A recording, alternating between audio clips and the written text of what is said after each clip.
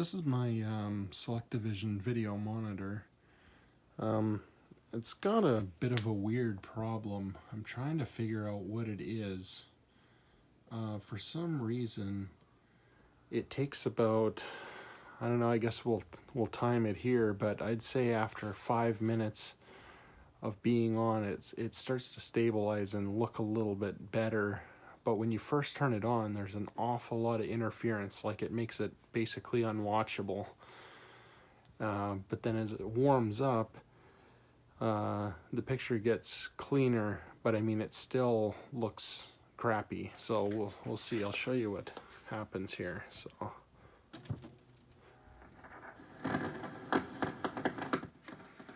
you can hear the static on the speakers.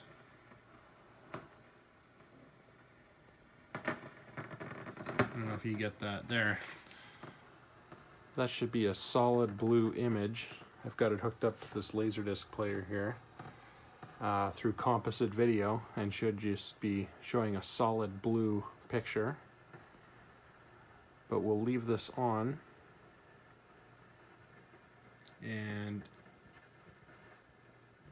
eventually it will clear up more.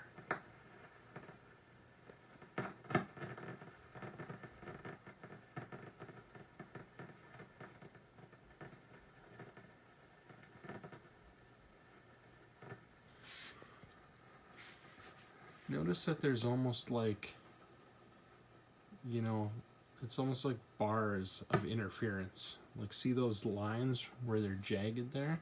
And even when it gets better, more clear, you see these kind of evenly spaced vertical lines. It becomes a lot more faint to where you can only really see it on like lighter colors.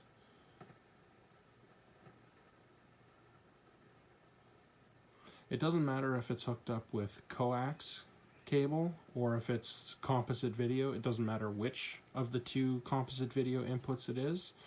It always acts the same. And actually the coax, it looks worse, you know, as you'd expect it to. Let's see. I've noticed this. Let's see. I touched it and it kind of gave me a little bit of a shock, and I heard a little pop on the speaker when I did that. It's not doing it now. So I don't know if that has anything to do with anything. So it pretty much still looks exactly the same.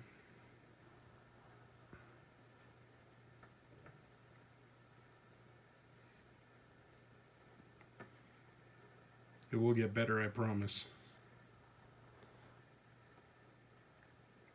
So, you know, when I first got this set, it actually was only black and white. I took it into a TV repair place, and the guy for the diagnostic feed did a full alignment, he called it. I think he just followed the alignment procedure in the service manual. And by tweaking, you know, 3 trim pots, he was able to get the color back. Which, great, you know, but this kind of interference, you know, looked the same the whole time.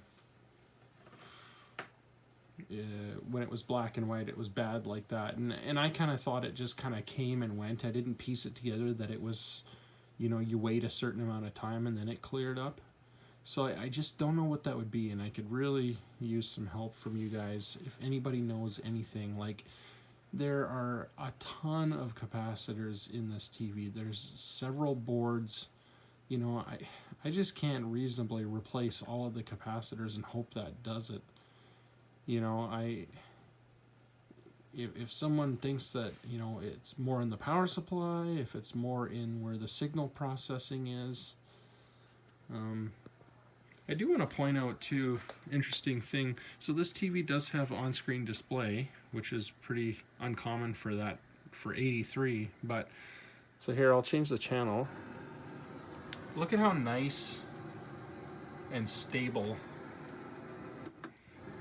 that is. But 91. See how nice and stable that is? It's not susceptible to the interference. You know, and if I don't figure this out, I wondered if wherever that's tapped into the on-screen display, maybe I could feed a video signal into there and bypass what's going on here and get a nice, really clean signal. Sort of like the RGB mod that you can do on TVs. The only thing is this is kind of older than having those TVs that have what's called a jungle chip. And I'm only, this is just from reading online. I'm no expert on this. From looking at the service manual, it looks like that on-screen display is fed by a black signal, a white signal, and a vertical signal, and that's what generates that. So I don't think it's actually an RGB at that point for the on-screen display. This doesn't have menus or anything like that. It just has that clock and shows what channel it is. And yeah, I think there's an option for programmable to program the different buttons to different channels. But anyway, so take a look at the picture now.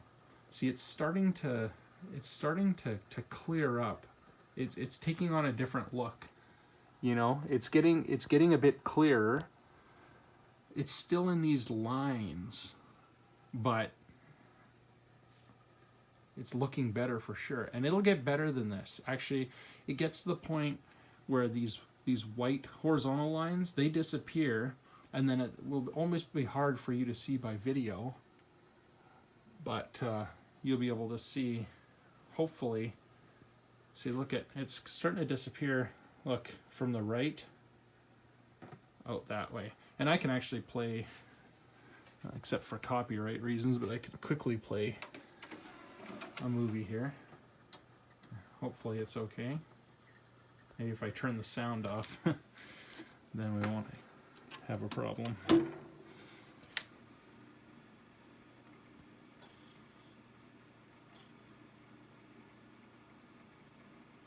See in the white there? See, it's kind of like a finer interference at this point, but it's definitely getting better. See? So this is actually pretty much as good as it gets. It might get a little bit better than this, but this is how it looks. It's noisy. So like I said, if you have any ideas, it would really help me out, because I don't know what to chase at this point. I'm not scared. I've already been in there. You know, I've gotten the main board mostly out kind of thing, and I can replace components. I can replace capacitors, which, you know, that's the only thing I could really think, you know, electrolytics drying out or something. But yeah, if you can let me know, that would be great. Thanks.